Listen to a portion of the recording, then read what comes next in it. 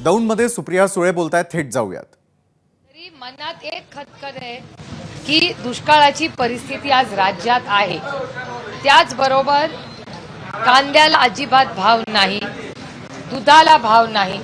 आणि मी मागच्याच आठवड्यात रिझल्ट यायच्या आधीही बोलले होते की जर या सरकारने दुधाला भाव, बघा शहरामध्ये 2 रुपयांनी दूध वाढवलेलं आहे, म्हणजे भाव वाढलाय आणि इथे कमी केलं.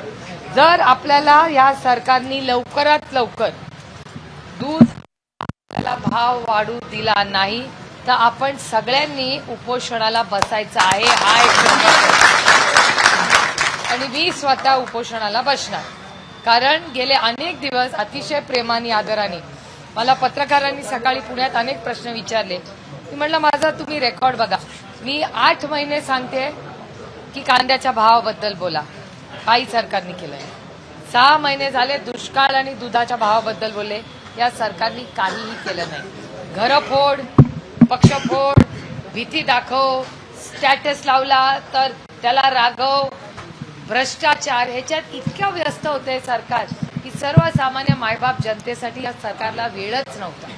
आणि त्याच्यामुळे मी तमाम बारामती लोकसभा मतदारसंघ आणि दौंडकरांचे नतमस्तक होऊन आभार मानते की एवढ्या विश्वासाच्या नात्याने आपण मला ही संधी दिली. लोक मला विचारतात कसं वाटतंय, म्हटलं मला ना तर उलट जास्त टेन्शन आलं रिझल्ट लागल्यावर, कारण 1.5 लाख मत आलेले आहे.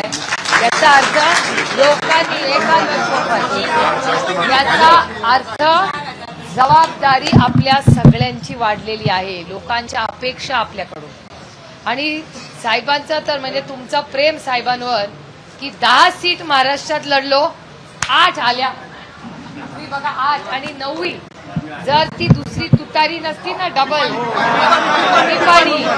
ती पिपाणी नसती तर साताऱ्याची ही सीट आपलीच होती. इथे ते कॉपी करून पास झालेत 9व्या सीटवर. त्याच्यामुळे दुर्दैव आहे रडीचा डाव खेळले, पण ठीक आहे आता 8. बघा नीट,